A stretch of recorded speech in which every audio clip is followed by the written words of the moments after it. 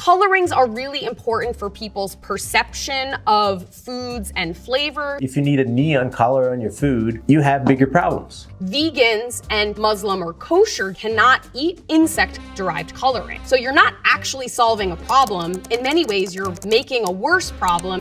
Okay, don't eat the red one. And now you help create a culture that pays scientists to get into the lab and figure out how can we make a food more neon colored. That's the wrong focus. God is telling you, don't eat the red color shit. I'm Dr. Andrea Love, biomedical scientist, and I'm back to fact check false health claims. Let's answer your questions from the internet. This is Pseudoscience Support 3.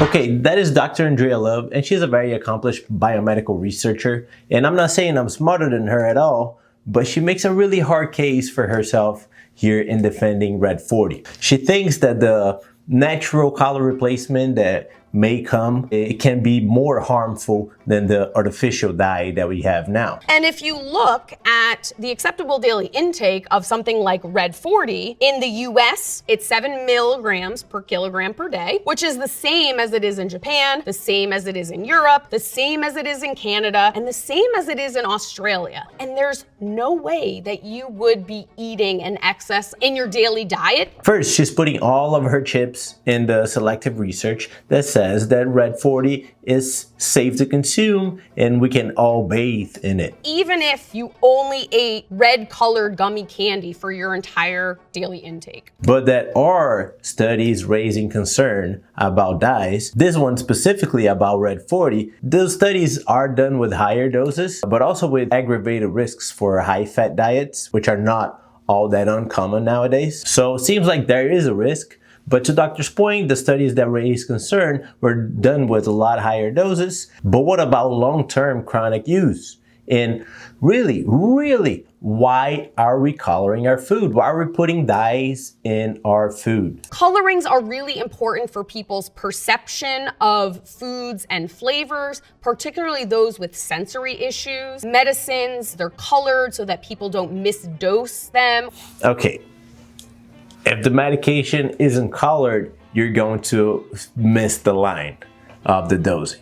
How about glasses? But let's skip this argument. Let's go to what I think is the more relevant argument, flavor. This really is the relevant discussion, because if you need color, if you need a neon color on your food to tell your kid or to tell yourself that that food is going to be good to eat, you have bigger problems. You're creating bigger problems. You're not only failing to develop a taste for real food, but you're also developing and reinforcing the belief that food has to be neon colored to be tasty, to be flavorful. Our food has to be fun all the time. And now you help create a culture that feeds onto the market, that pays scientists to get into the lab and figure out how can we make a food more neon colored.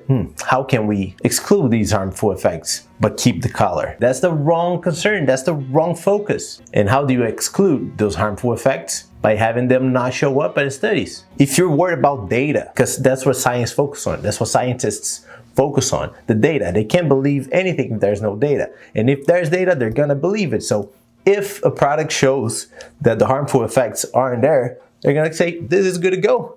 By manipulating, you might be just muting those harmful effects instead of excluding them completely. And all of that because you don't have patience enough to tell little Emma that food doesn't have to be fun all the time, that she has to eat her food. She has to eat her breakfast if she wants to get out of the table and go play. And then I'm not a parent. I might be talking out of my ass here, I know, but goddamn, if Dr. Andrea Love is telling you it's okay to give your kids safe dyes, someone has to tell you not to. Don't shoot the messenger, as they say.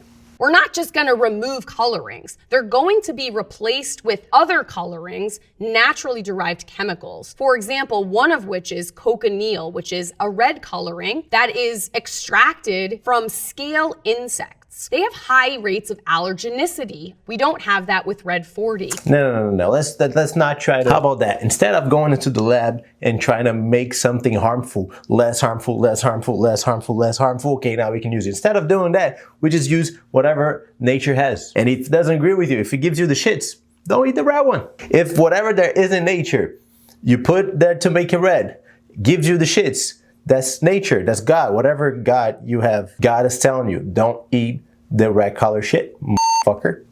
God's not telling you, go tell your lab friends to figure out how to make red color shit that doesn't give you the shits. That's probably not what he's saying. He's saying, don't eat the red color shit. Just eat the plain color one.